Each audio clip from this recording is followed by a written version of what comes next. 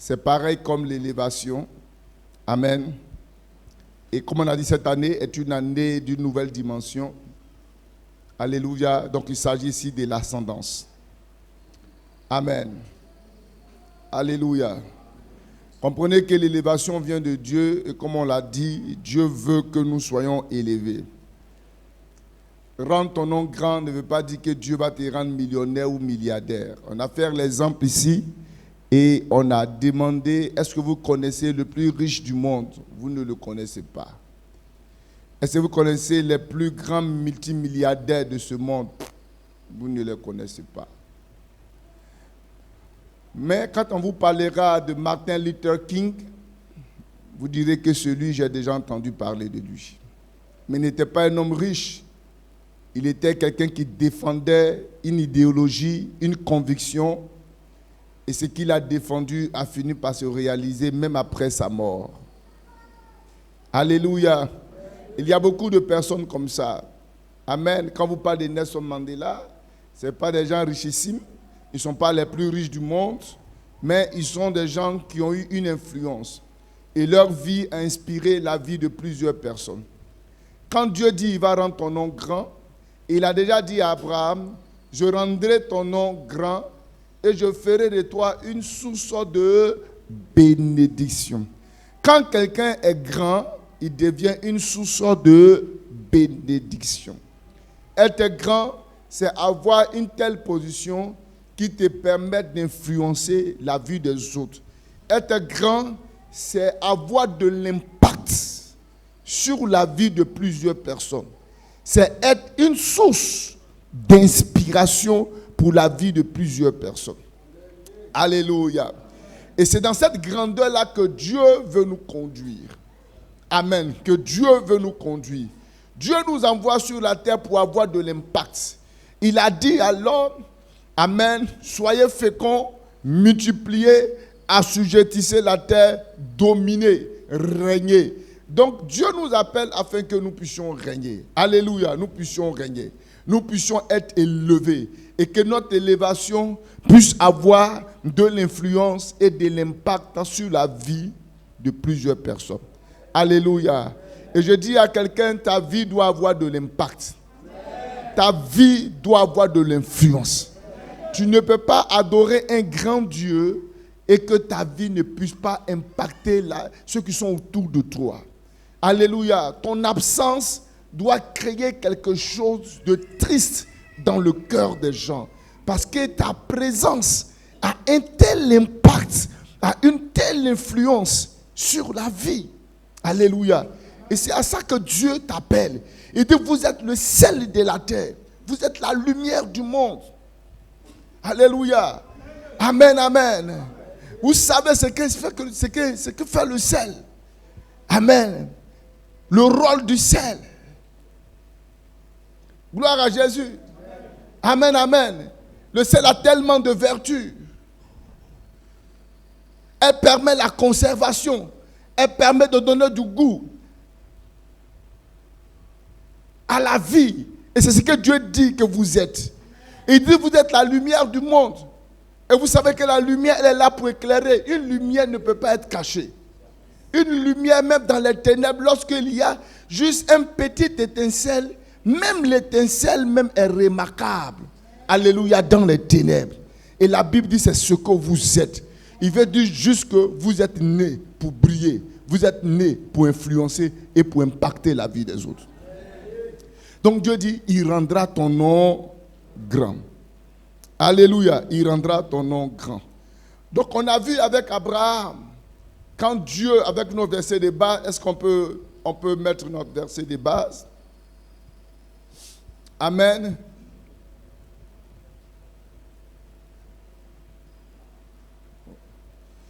Alléluia. Genèse chapitre 12, le verset 1 au verset 2. Celui qui a ça peut faire la lecture. Genèse 12, le verset 1 à 2. L'Éternel dit à Abraham, Va-t'en de ton pays, de ta patrie et de la maison de ton père, et de la maison de ton père dans le pays que je te montrerai. dans le pays que je te montrerai. Je ferai ferai de toi une grande ferai de nation. toi une grande nation. Et je te bénirai. Et je te bénirai. Je rendrai ton nom grand. Je rendrai ton nom grand. Et tu seras une source de Et tu bénédiction. seras une source de bénédiction. Verset Amen. 3. Verset 3. Je bénirai ceux qui te Je béniront. bénirai ceux qui te béniront. Et je maudirai ceux qui Et te je maudiront. maudirai ceux qui te maudiront. Et toutes les familles, Et toutes de, la les familles terre de la terre seront bénies en toi. seront bénies en toi. Amen. Est-ce qu'il y a quelqu'un qui aspire à la grandeur ici? Non, je veux être sûr que vous êtes là. Parce qu'il y a des gens qui n'aspirent pas. Eux, ils veulent rester là où ils sont. Et ça les va. Bon, ça c'est pour toi. Il n'y a pas de problème. Alléluia. Amen, amen. Mais le message n'est pas pour toi. Le message est pour ceux qui aspirent à la grandeur. Est-ce qu'il y a quelqu'un qui aspire à la grandeur? Et parce que tu es dans l'atmosphère de ce message, l'Éternel rendra ton nom grand. Gloire à Jésus. Amen, amen. Donc il a dit à Abraham, il faut d'abord quitter. Et on a dit la première des choses, pour que Dieu puisse rendre ton nom grand, il y a certaines choses qui doivent suivre, il y a certaines attitudes que tu dois avoir. Et la première des choses que Dieu va dire à Abraham, il va lui dire, il faut quitter. Quitte ta patrie, quitte la maison de ton père, quitte ton pays, amen, et tu iras dans un lieu que je te montrerai. Il faut quitter. Alléluia, il faut quitter. Pour que tu puisses aspirer, pour que tu puisses atteindre la grandeur, la première des choses, il faut quitter. Tu ne peux pas être dans certaines choses et puis Dieu va te lever. Si c'est l'élévation qui vient de Dieu là, parce que le diable aussi peut te donner certaines choses, mais c'est pour te détruire après. Mais si c'est l'élévation qui vient de Dieu que tu veux, et que c'est la bénédiction qui vient de Dieu que tu veux, cette bénédiction-là, elle est remplie des règles et des critères, des principes. Il dit à Abraham, quitte. Abraham était dans un pays idolâtre. Ses parents étaient idolâtres. Alors Dieu veut se constituer une nation. Alléluia. Il dit à Abraham, quitte là et va dans le pays que je te montrerai. Et on a dit, il faut quitter. Alléluia. Il faut quitter. Il faut quitter. Le quitter dont il est question, il y a certaines choses dans ta vie que tu as besoin de quitter. Il faut quitter le monde. Alléluia. Il faut quitter le monde. Le monde et tous ces systèmes. Cette manière de vivre qui n'est pas de Dieu, il faut apprendre à la quitter. Si tu ne la quittes pas, il sera difficile pour toi, pour ne pas dire même impossible, d'atteindre la grandeur. Dieu ne fait pas les choses dans le désordre. Alléluia. Dieu ne fait pas des choses dans le désordre. Donc il faut quitter. J'ai parlé de ça de long à large le dimanche passé. Alléluia. Donc je ne vais pas trop m'attarder là-dessus. Amen. Il faut donc une séparation. Il faut une séparation. Te séparer du monde, te séparer de cette mauvaise manière de vivre du monde. Alléluia. Il faut quitter afin de pouvoir prendre ce que Dieu t'a destiné. Le peuple d'Israël était en Égypte. Il leur a demandé de quitter l'Égypte et d'aller dans le lieu, à cette terre promise. Alléluia. Vous voulez vivre certaines choses de la part de Dieu, vous ne pouvez pas rester dans une certaine manière de vivre et vouloir l'expérimenter. Ce n'est pas possible. Le problème de l'église aujourd'hui, on a des gens à l'église qui ne sont pas convertis. Ils ne sont pas convertis. Beaucoup sont des partenaires d'église, sont des membres d'église, mais ils n'ont jamais donné leur vie à Jésus. Ils ne se sont jamais convertis. Alléluia. Ils n'ont jamais changé de vie. Amen. De la même manière qu'il était sous-là hier et qu'il est venu à l'église, il continue d'être sous-là. De la même manière qu'elle était dans l'impudicité, dans les go et dans les gars, elle vient à l'église, mais elle est toujours dedans. Alléluia. Ils ont donné leur vie à Jésus. D'après eux, ils viennent à l'église. Ils étaient maîtresses hier, mais ils sont à l'église et ils continuent d'être maîtresses. Amen. Et ces genre de choses-là, vous allez crier, Seigneur, je veux l'élévation, l'impact. Mais vous n'aurez jamais d'impact. Vous n'aurez jamais d'influence. Votre vie en dehors de l'église n'a rien à voir avec votre vie à l'intérieur de l'église. C'est pourquoi les gens autour de vous n'ont pas... Votre vie chrétienne ne les influence pas, ne les impacte pas. Pourquoi? Parce que vous venez à l'église, mais tout ce qu'ils font là, vous faites ça. Ils volent au travail, tu voles. Ils volent au quartier, toi aussi tu voles. Alléluia. Elle trompe le mari, toi aussi tu trompes ton mari. Il trompe sa femme, toi aussi tu trompes ta femme. Vous partez ensemble, il sait ce que vous faites. Mais le dimanche là, toi tu viens à l'église, mais lui il est couché. En fait, il se dit même que ta présence à l'église, il ne voit pas qu'est-ce que ça cause. Parce que ça n'a rien changé. Tu es toujours ce que tu es. Tu n'as jamais changé. Tu étais le menteur numéro 1. Jusqu'à aujourd'hui, tu continues d'être le menteur numéro 2. Rien n'a changé dans ta vie. Tu n'es pas converti. La conversion, c'est un changement d'état à un autre. Quand tu prends la monnaie, le CFA, et que tu arrives peut-être dans un autre pays qui utilise une autre monnaie, pour que tu puisses utiliser cette monnaie-là, tu as besoin de faire quoi? Tu as besoin de la convertir. Tu dois convertir en euro, tu dois convertir en CFA. Si c'est un pays qui utilise le dollar, tu dois le convertir en dollar. C'est-à-dire que ton CFA va changer à une autre monnaie. À une autre monnaie. Alléluia. Mais pourquoi toi tu veux prendre ta monnaie du monde là et tu veux prendre ça pour utiliser ça encore pendant que tu as donné ta vie à Jésus? Il faut quitter. Arrivé un moment, Abraham a pris Lot pour partir avec lui. Mais quand vous lisez dans Genèse chapitre, je crois que j'ai noté ça, chapitre 13, le verset 7 au verset 9, le verset 14 au verset 18. Genèse 13, 7 à 9 et 14 à 18.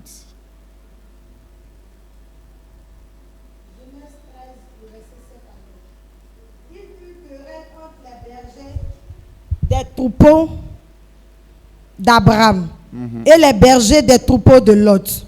Les Cananéens et les Phérésiens habitaient alors dans le pays.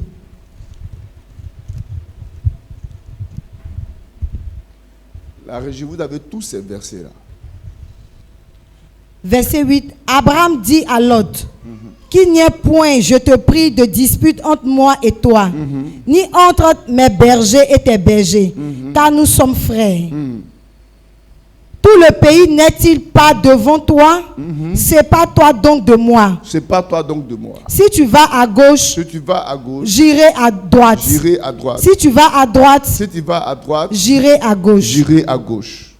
Vous savez, tu as besoin de dire à certains restes debout. Tu as besoin de dire à certains péchés, tu vas à gauche, moi je vais à droite. Ça veut dire que nos chemins ne vont plus se croiser. Alléluia.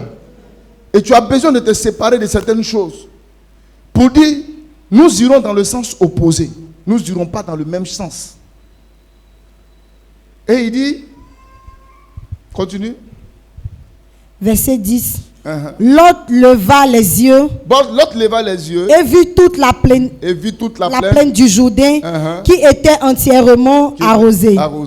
Avant que l'Éternel eût détruit Sodome et Gomorrhe, c'était jusqu'à Torsar, comme un jardin de l'Éternel, comme le pays d'Égypte. Lot choisit pour lui toute la plaine du Jourdain, et il s'avança vers l'Orient. C'est ainsi qu'ils se séparaient l'un de l'autre. Abraham habita dans le pays de Canaan, et Lot habita dans les villes de la plaine, et adressa ses tentes jusqu'à Sodome. Les gens de Sodome étaient méchants et grands pécheurs contre l'Éternel. L'Éternel dit à Abraham, après que Lot se fut séparé de lui. L'Éternel dit à Abraham, après que Lot se fut séparé de lui. Ça veut dire que depuis un certain moment, Dieu ne parlait plus à Abraham. Alléluia. Dieu ne parlait plus à Abraham. Pourquoi? Parce que Abraham a pris Lot avec lui encore. Et la Bible dit que c'est lorsqu'il y a eu séparation entre Abraham et Lot, alors Dieu va se révéler maintenant à Abraham. Il va parler à Abraham. Et il va lui dire, parcours la plaine.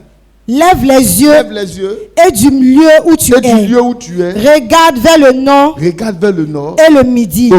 Vers l'Orient et l'Occident. Car tout le pays que tu vois, je te le donnerai à toi et à ta postérité pour toujours. Mais il y a eu séparation. Si vous ne vous séparez pas de certaines choses, si vous ne vous convertissez pas, il y a certaines choses que vous ne pourrez pas expérimenter. Frère, changez de vie. Arrêtez de plaisanter avec Dieu. Arrêtez de plaisanter avec la vie chrétienne. Convertissez-vous. Convertissez-vous. Et c'est ce que Paul a dit et Pierre a dit dans Actes chapitre 3, le verset 19. Alléluia. Dans Actes chapitre 3, le verset 19. Il dit convertissez-vous. La vraie chrétienne, la vraie chrétienté commence par la conversion. Il dit répentez-vous car le royaume des cieux est proche. Convertissez-vous. Et que chacun soit baptisé. Convertissez-vous. Les gens viennent à l'église mais ne sont pas convertis. Ils n'ont pas changé d'état. Ils n'ont pas changé de vie. Et c'est tout ça qui fait que ta vie n'a pas d'influence. Ta vie n'a pas d'impact. Tu te débrouilles dans certaines choses. Mais tu sais que tu n'es pas heureux. Tu n'es pas heureuse. Il faut changer de vie. Il faut changer de vie. Soit tu es chrétien ou tu ne l'es pas du tout. Alléluia. En dehors de l'église, là, comment on te voit? Comment on te connaît? Qui tu es? Après le culte, qui tu es? En dehors de tes frères et soeurs, qui tu es? Il faut se convertir. L'église souffre. N'a pas d'impact. Parce que c'est 100 fidèles. Vous allez trouver peut-être 30 ou 20 qui sont véritablement convertis. La majorité sont des promeneurs. Sont des gens qui sont venus se balader. Qui n'ont pas véritablement accepté Jésus dans leur vie. Assieds-toi. Et c'est le gros problème qui fait que l'église, plein de veillées de prières, veillées de ceci, des gens de 30 ans, comment on prie, non? On prie, on tape les mains, on tape les murs, on tape les murs des voisins, on tape les murs des... Mais on finit de faire toutes ces choses-là. Alléluia. Mais notre vie n'a aucun impact. Parce qu'on n'est pas converti. Pas de conversion. Pas de conversion. Alléluia. Souvent, il y a des gens. Vous savez que vous, je ne sais pas quel message vous ne recevez pas ici. Quelle parole vous ne recevez pas. Il dit même Jésus va venir. Lui-même va venir prêcher. Les gens vont aller en enfer. Il dit lui-même il va venir en chair. Il va parler. Mais les gens vont aller en enfer. Pourquoi? Parce que les gens, plein de gens sont des metteurs en scène.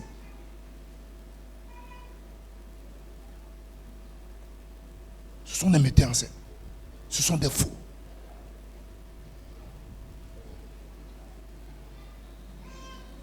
Et pas les frères qui enceintent l'autre personne, mais des soeurs qui se font enceinter. C'est-à-dire que tu regardes même la vie des gens, tu te demandes, mais qu'est-ce qui se passe? Il faut se convertir. J'ai dit, il faut te convertir. Il faut te convertir. On ne peut pas suivre Dieu sans quitter. Il faut quitter. Il faut quitter. Quitte dans ce que tu es là. Tu peux te trouver des raisons. Hein? Dieu n'est jamais pressé. Hein? Toi, dis tout ce que tu veux. Donne-toi des raisons. Trouve des mots pour justifier tout ce que tu fais. Le Seigneur, lui, il n'est jamais pressé. Il n'est jamais pressé. Sa parole, là, il ne va pas la changer. Et toi, tu ne peux pas faire changer Dieu ce qu'il a dit. Ce qu'il a dit, là, c'est ce qui est. Et lui, il est sur sa parole. Il dit, il veille sur elle afin de l'accomplir. Donc, ce n'est pas toi qui vas changer ce qu'il a écrit. Mais tu peux être libre de faire ce que tu veux faire. Mais la parole là, elle va te rattraper plus tard.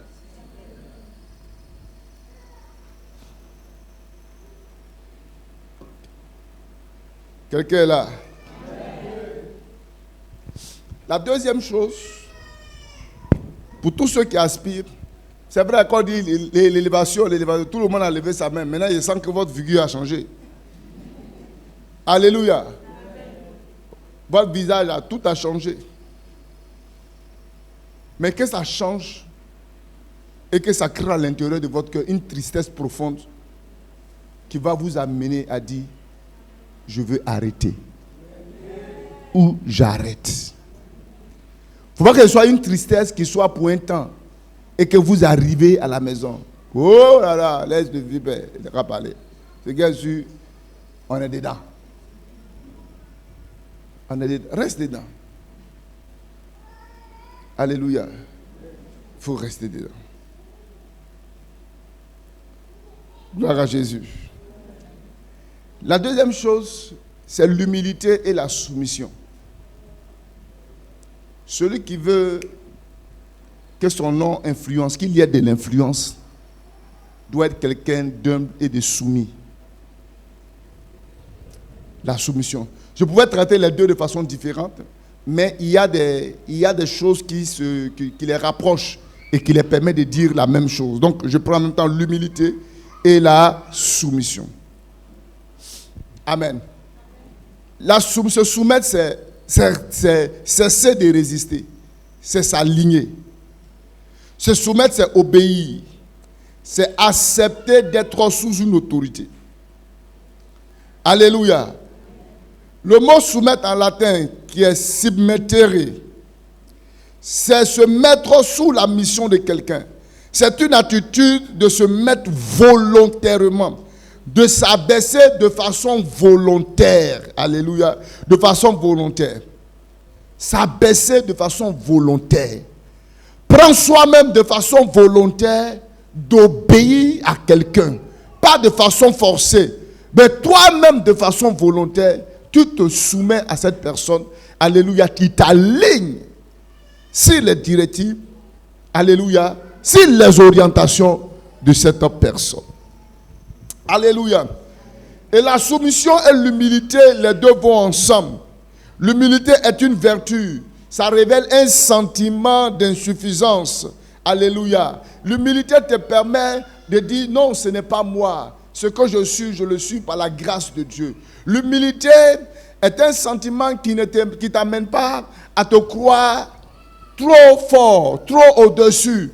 Mais c'est un sentiment de dire que je dépends de Dieu, je ne suis pas capable, mais c'est Dieu en moi qui est capable. Ça n'a rien à voir avec le complexe d'infériorité. Alléluia. Gloire à Jésus. Mais on va rentrer encore plus en profondeur. Amen. Quand nous parcourons la Bible, amen, la soumission et l'humilité. Alléluia. C'est une qualité qui va te permettre d'atteindre la dimension de l'élévation. Alléluia. Sans l'humilité, il n'y a pas d'élévation. Sans l'humilité, il n'y a pas de gloire. Quand on parle d'élévation, on parle de gloire. Quand on parle d'élévation, alléluia, on parle d'ascendance. On parle de nouvelle dimension. Mais la nouvelle dimension ne peut pas arriver sans qu'il y ait des gens qui sont soumis. Sans soumission, sans humilité, il n'y a pas d'élévation. Alléluia. Sans soumission, sans humilité, il n'y a pas d'élévation. Et quand vous lisez, considérons quelques passages bibliques. Alléluia. Quelques passages bibliques. 1 Pierre chapitre 5, le verset 5. 1 Pierre 5, le verset 5. Alléluia. 1 Pierre 5. Il dit de même, vous qui êtes jeunes, soyez soumis aux anciens dans tous vos rapports mutuels. Revêtez-vous d'humilité, car Dieu résiste aux orgueilleux et fait grâce aux humbles. On va revenir sur ce verset-là en détail. Luc chapitre 14, le verset 11. Luc 14, le verset 11 nous dit...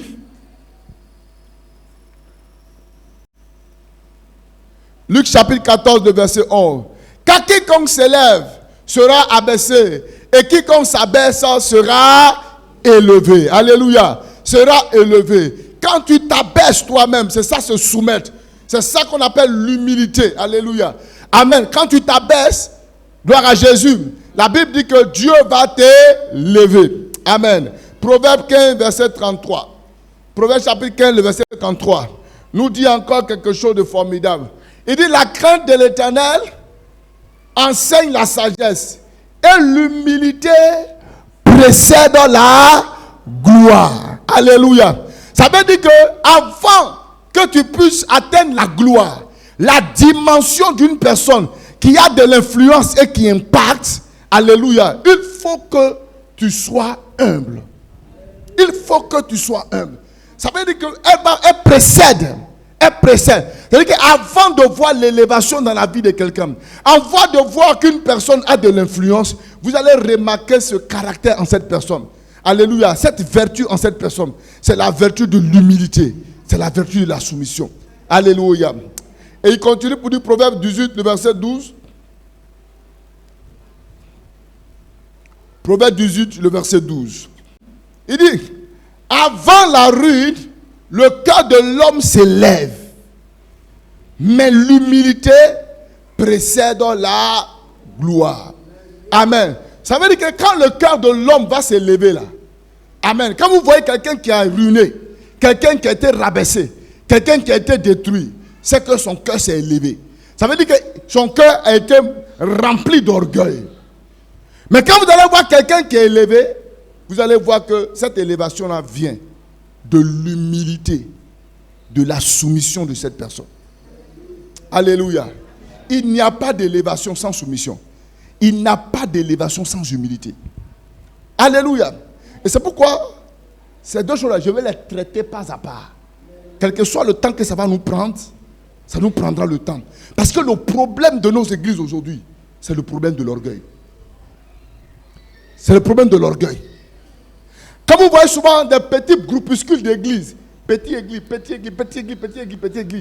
c'est le résultat de l'orgueil. Alléluia. C'est le résultat de l'orgueil. Quand vous voyez beaucoup de personnes se balader d'église en église, alléluia, la plupart des temps, vous allez voir qu'il y a un problème d'orgueil.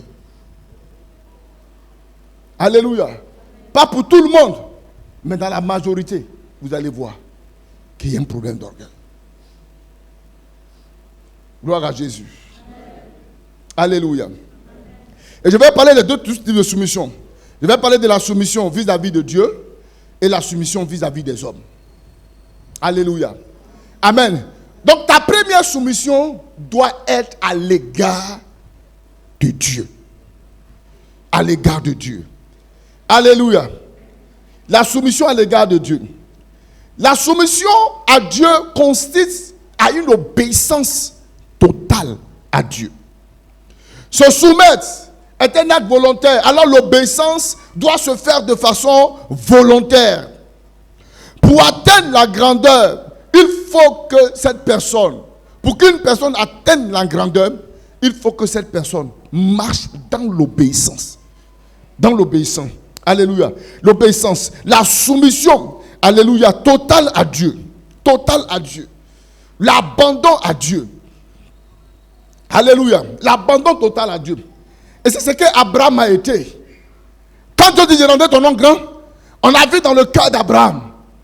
Alléluia. Il était une personne qui était obéissante à Dieu. Et Dieu lui-même le dit. Quand il raconte Isaac, dans le livre de Genèse chapitre 26, le verset 4 au verset 5. Quand Dieu raconte Isaac, il va se révéler à Isaac et il va dire à Isaac. Il va dire, Isaac, je multiplierai ta postérité comme les étoiles du ciel. Je donnerai à ta postérité toutes les contrées, toutes ces contrées. Toutes les nations de la terre seront bénies en ta postérité. Pourquoi? Parce que Abraham a obéi à ma voix et qu'il a observé mes ordres, mes commandements, mes statuts et mes lois. Alléluia. Tout ça, ce sont les niveaux d'obéissance d'Abraham. Les commandements de Dieu, les lois de Dieu, les principes. Les principes de Dieu. Alléluia. Gloire à Jésus. La marche chrétienne, elle est faite de principes. Elle est faite de principes. Ce sont des principes qui attirent la grâce. Tu peux obéir, mais ne pas obéir dans les principes de Dieu, ça peut te créer des problèmes. Je prends un exemple très, très simple. Alléluia. Quelqu'un me disait, un collègue me disait comme ça, il dit, si j'ai ma dîme et que je vois un homme de Dieu qui est dans la détresse, est-ce que je peux prendre ma dîme et aller lui donner? Payer sa dîme ou apporter sa dîme est un acte de quoi? D'obéissance. Mais dans l'obéissance, il y a des principes. Il faut faire très attention. Caïn a apporté son offrande à Dieu. Abel a apporté aussi son offrande à Dieu de ce qu'il fait. Mais Dieu a porté un regard sur l'offrande d'Abel. Il n'a pas porté un regard sur l'offrande de Caïn. Mais partout, c'est offrande. Faites attention. Je lui ai dit, un homme de Dieu quelconque, s'il est dans la détresse, s'il est dans la souffrance, tu veux l'aider, aide-le avec ton argent, mais pas avec ta dîme. La dîme, on la porte à la maison du trésor, là où on est enseigné, où on reçoit la parole de Dieu, là où on est nourri. Quelqu'un est clair? Est-ce que c'est clair pour tout le monde? Amen. Alléluia. Amen. Gloire à Jésus. Amen. Et ça, c'est un principe.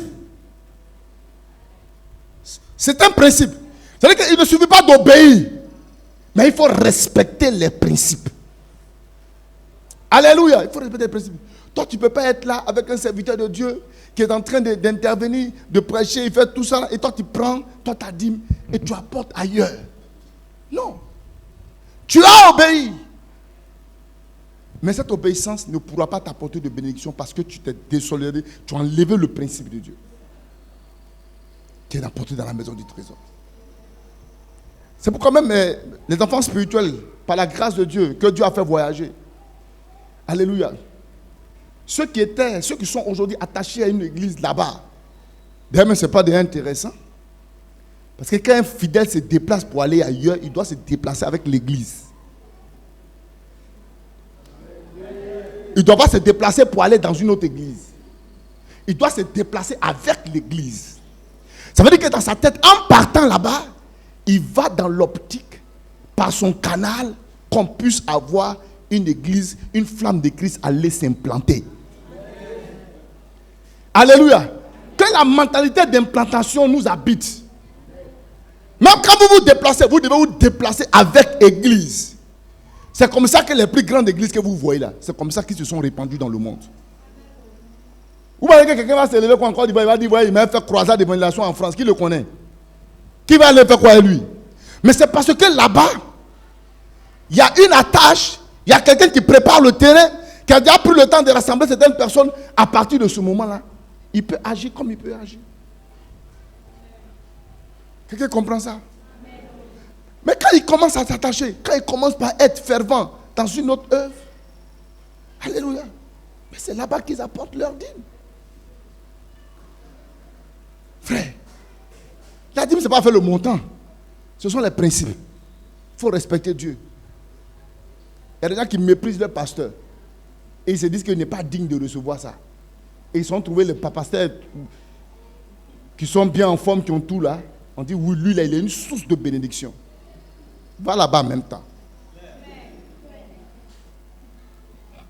Quelqu'un est là? On ne dit pas l'essentiel. L'essentiel, j'ai apporté. Non, non, non. Il y a des principes. Je voulais juste vous donner cet exemple-là. Alléluia, il y a des principes. Gloire à Jésus. On dit, il a obéi aux principes, il a obéi à la loi, il a obéi aux ordres. Il a obéi à la voix de Dieu. Vous voyez?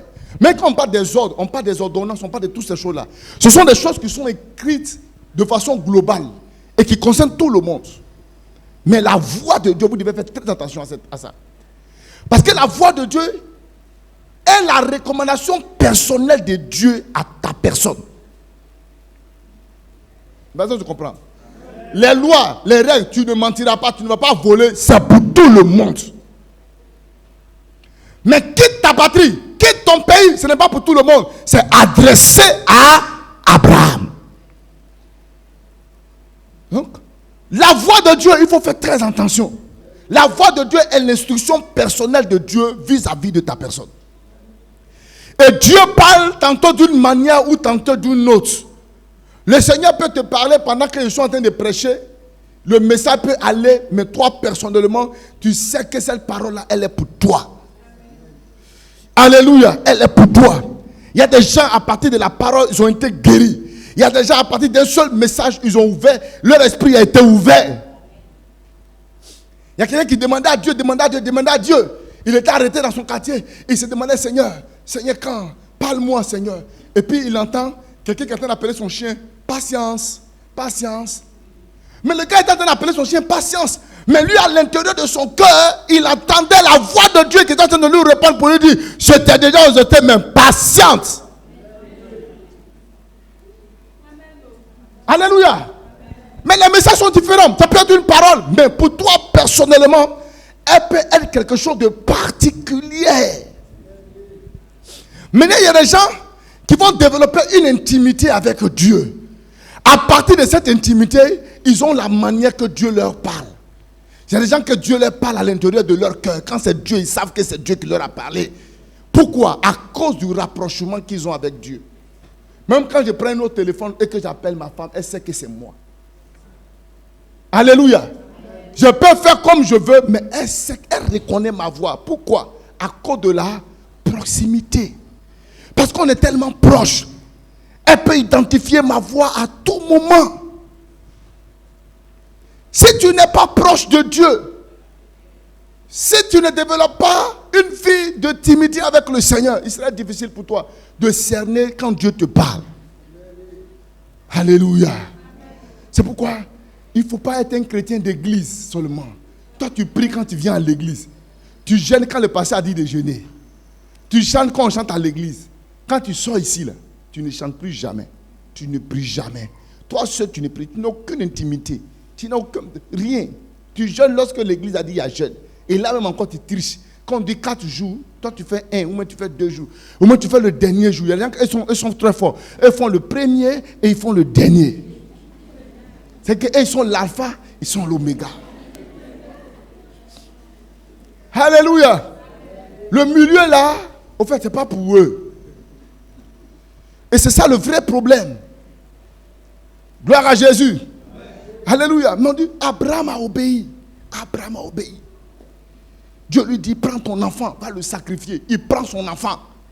Sans demander à Dieu, mais pourquoi? Il fait ce que Dieu lui demande de faire. Il se lève le matin, tôt le matin, pour montrer même la promptitude de son obéissance à Dieu. Il va, il fait ce que Dieu lui demande de faire. Dieu dit, je te bénirai parce que ton père Abraham a marché selon mes lois, a marché selon mes statuts, a marché selon mes préceptes. Il a obéi à ma voix. Souvent Dieu te parle. Il dit, sors de là.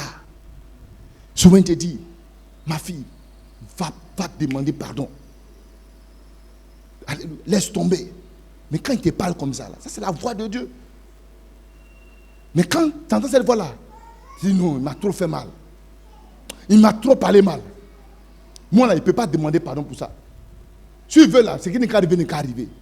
Au fait, Dieu t'a parlé pour pouvoir déclencher quelque chose dans ta vie. Mais il t'a dit pardonne.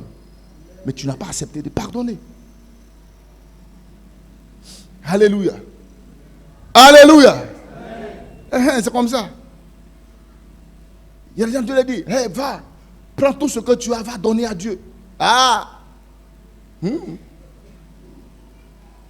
Ah, c'est pas Dieu. Dieu même sait que ça va pas. Et puis il me dit de prendre encore. Alléluia. Au fait, la voix de Dieu, c'est l'orientation de Dieu. La voix de Dieu, c'est la direction de Dieu pour ta vie. Il y en a, c'est pas les songes ou c'est pas les rêves que Dieu vous parle beaucoup. Mais là aussi, il faut faire beaucoup attention. Tu comprends ça? Alléluia. Donc laissez Dieu vous parler. Et obéissez à la voix de Dieu. Alléluia. Est-ce que vous savez que souvent Dieu peut te taper comme ça, souvent vous sentez une main, vous touchez, vous ne savez pas qui vous a touché, et vous vous êtes réveillé, et il y a un désir ardent en vous qui vous demande, prie. Prie. Un jour, il y a une femme qui est en train de marcher sur la route, et pendant qu'elle est en train de marcher sur la route, elle attend la voix de Dieu qui lui dit, prie. Prie. Et pendant qu'elle a entendu cette voix-là, elle s'est mise quelque part sous un hangar et elle a commencé par prier. Les gens passaient, ils la regardaient.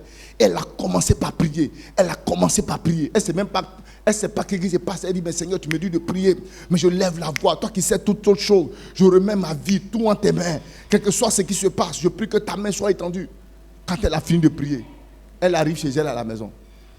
Tous ses affaires, tous ses bagages, c'est devant la porte.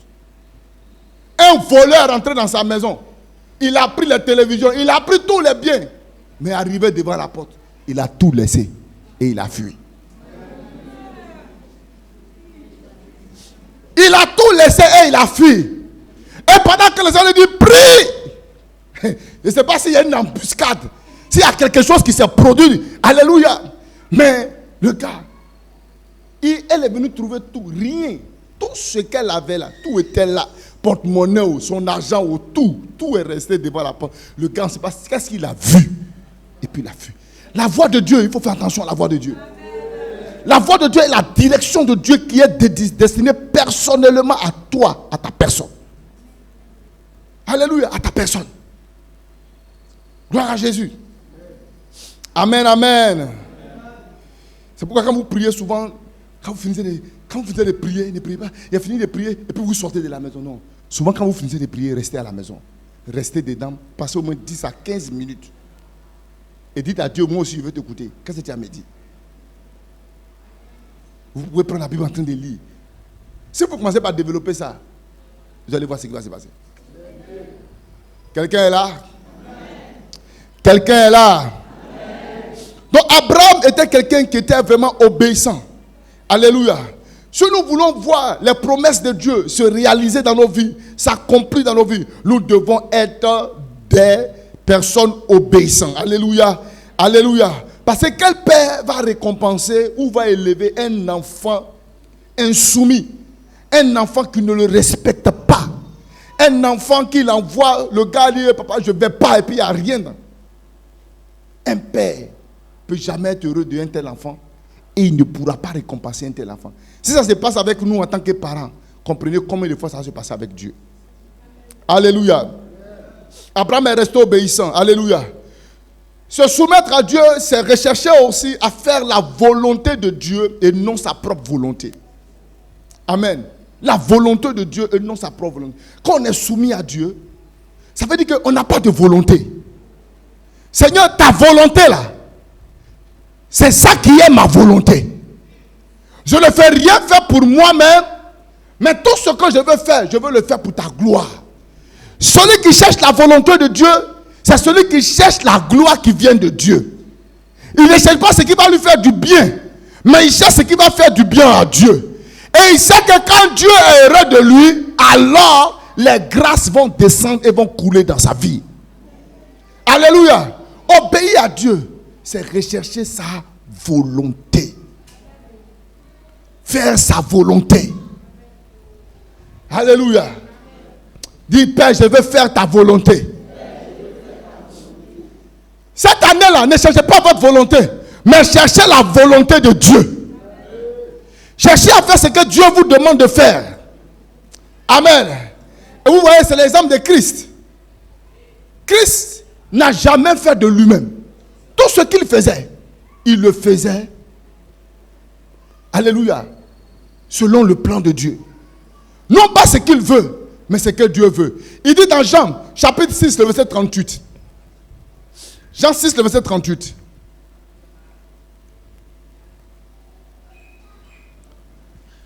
Jean 6, 38.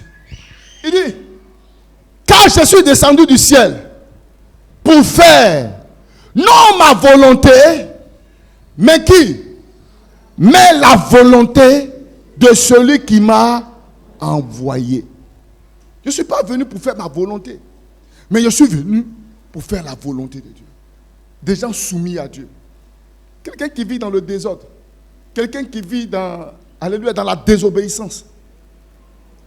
N'est pas soumis à Dieu. Il n'est pas soumis à Dieu. Dieu n'est pas son chef. Dieu n'est pas son patron. Dieu n'est pas son maître. Parce qu'un maître, ce qu'on attend du serviteur, c'est la soumission. Alléluia. Dieu n'est pas son maître. Tout ce que vous voyez là, ce n'est que des choses qu'il fait, c'est des films, c'est des scénarios qu'il est en train de monter. Pour que vous voyez que quelqu'un aime véritablement Dieu et qu'il est soumis à lui, regardez sa vie. Est-ce que vous êtes là? Je te dis, je suis venu pour faire la volonté de celui qui m'a envoyé. Pas pour faire ma volonté. Et dans le jardin de Gethsémane, qu'est-ce qu'il a dit? Dans Matthieu chapitre 26, verset 39. Matthieu 26, 39, il dit: puis ayant fait quelques pas en avant, il jeta sur sa face et pria ainsi: mon Père, s'il est possible que cette coupe s'éloigne de moi, toutefois, non ce que je veux, mais ce que tu veux. Donc Jésus lui-même là, il était soumis au Père.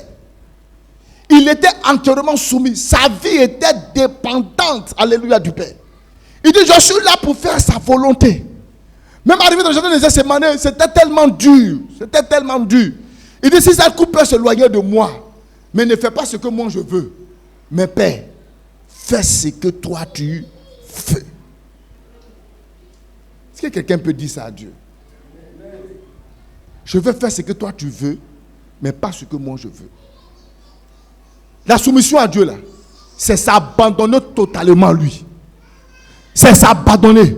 C'est s'aligner complètement à ce qu'il dit. C'est s'aligner complètement à sa parole. Complètement à sa parole. C'est ça la soumission. Je n'ai pas de volonté, mais ma volonté, c'est la volonté de Dieu.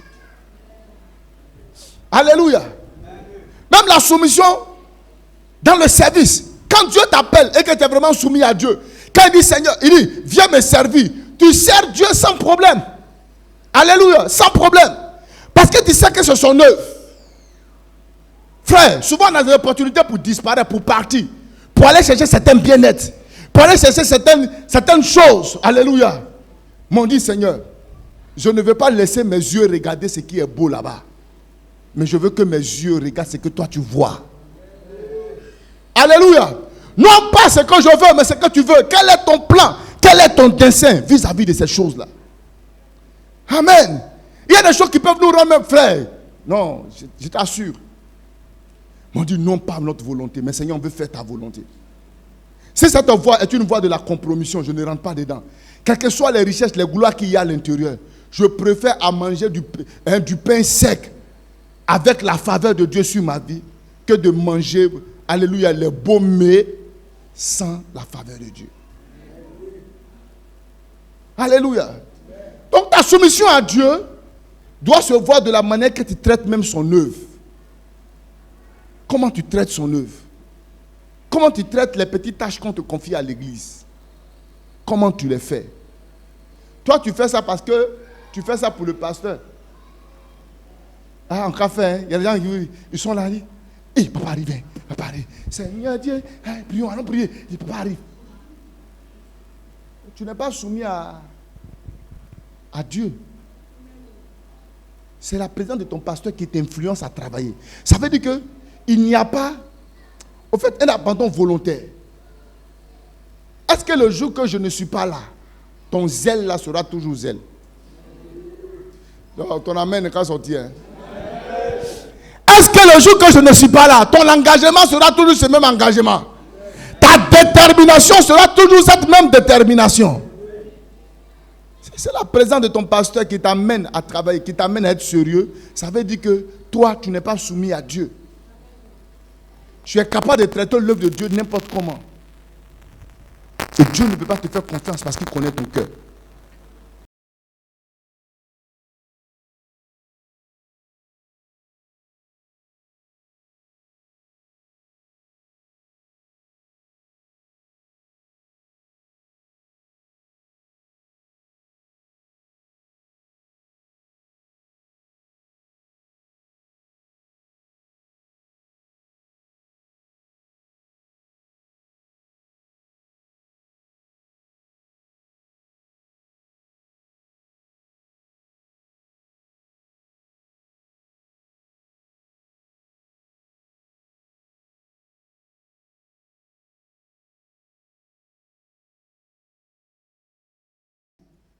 Mais quand il a fini de faire ce que Dieu a voulu, qu'est-ce qui s'est passé? On dit, c'est pourquoi Dieu l'a souverainement élevé. Et lui a donné, il a rendu son nom grand. Hein? Il lui a donné le nom qui est au-dessus de tout. Et si on descend encore devant, afin qu'au nom de Jésus, tout genou fléchit dans les cieux, sur la terre et sous la terre. Ça veut dire que l'humilité, l'obéissance à Dieu, la soumission à Dieu, c'est ça qui rend le nom grand. C'est pourquoi Dieu lui a donné le nom qui est au-dessus. C'est-à-dire qu'il lui a donné un grand nom. Et quand tu prononces ce nom-là, tout genou fléchit dans les cieux, sur la terre et sous la terre. Il y a des gens qui ont tellement fait de grandes choses. Alléluia. Qu'aujourd'hui même, il suffit de dire le nom de leur papa. Sans même qu'ils aient de l'expérience. On dit, on te prend. Tu es la fille de qui? De Gaspard. Gaspard, il dit oui, c'est lui. Mais ton père était quelqu'un de trop bien. Laissez tout à faire des tests là. Toi, on te garde. On n'a même pas jugé ta compétence, mais à cause du nom de ton père, les choses ont changé. Pourquoi? Parce qu'il a un nom, il est une personne qui a eu une influence sur la vie, de l'impact sur la vie des gens. On va dire, regardez, c'est la fille de qui, Grégoire? Son père mauvais là. Alors, faut l'envoyer là-bas. Il ne faut même pas qu'ils vont venir mêler l'esprit là encore ici. Tu vois, qu'est-ce que tu as lâché? Qu'est-ce que tu as laissé?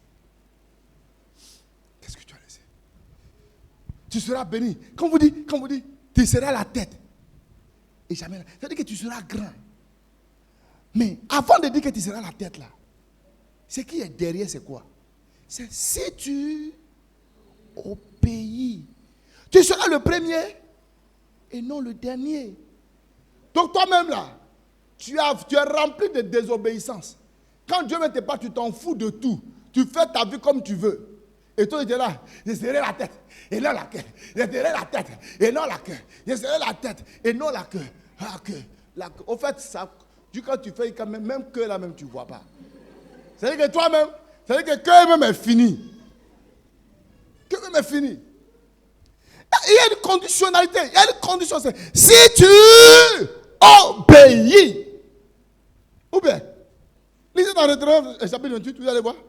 Si tu obéis, tu seras la tête. Tu seras en haut. Tu ne seras pas en bas. Je serai en haut et je ne serai pas en bas. Je serai en haut. Depuis que tu as dit ça là, tu es déjà arrivé en haut. Attends, tu es arrivé en haut. Même au milieu, même, tu n'as pas encore gagné. Alléluia. Parce que tu es rebelle à Dieu. Tu es rebelle à sa parole. Tu es rebelle à sa parole. Tu ne l'écoutes pas. Quand il te dit fais ça, toi, tu as ton plan. Tu as ta technique. Tu as ta stratégie. Tu as ton style. C'est vrai que la Bible a dit ça, mais toi-même, il faut voir. Il faut voir la situation. Mais la Bible, elle a été écrite pour toutes les situations. Elle est valable ici, elle est valable aux États-Unis, elle est valable au Canada, elle est valable en Chine, elle est valable au Japon. Elle ne périt pas. Elle est adaptable, quel que soit le pays, quelle que soit la ville où tu te trouves. Elle est praticable partout. Il y a un gars qui dit non, nous on est dans le froid. Le froid là, on peut faire autrement. Hein. Tu as oublié de boire pour te maintenir. Alléluia. Et tu as oublié de boire pour te maintenir.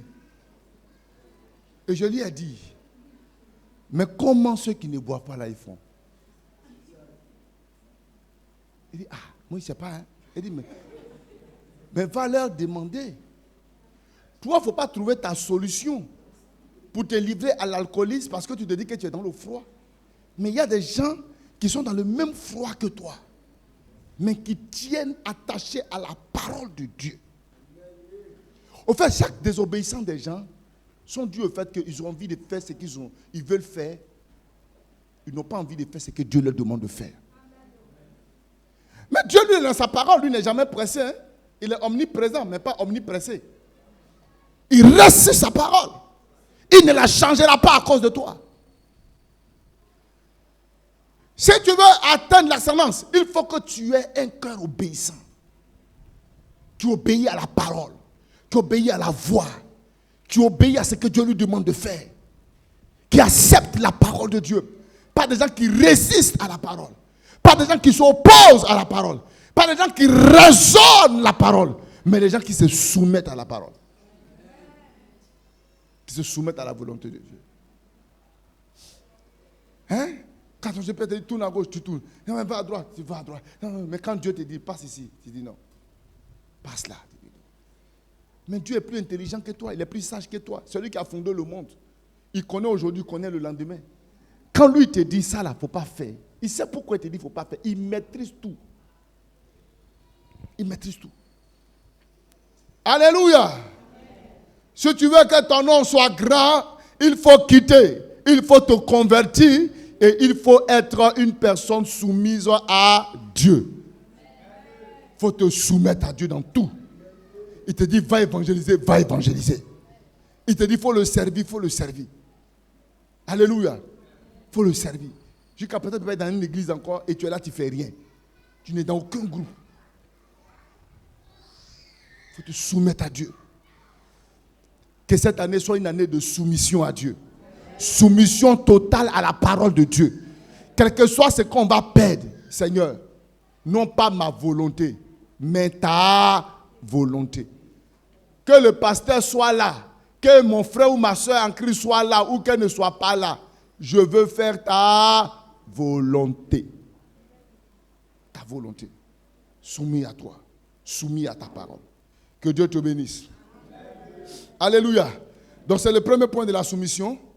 Et la prochaine fois, on va toucher maintenant la soumission vis-à-vis des hommes. Alléluia, l'humilité qui doit nous habiter, qui doit nous caractériser, qui doit nous conduire à l'ascendance. Si tu as appris ces choses-là, le Seigneur va te faire monter. Il va te faire monter. Dis, je dois monter au nom de Jésus. Je dois monter au nom de Jésus. Que Dieu te bénisse. Élève la voix, commence par prier le Seigneur. Par rapport à ce que tu viens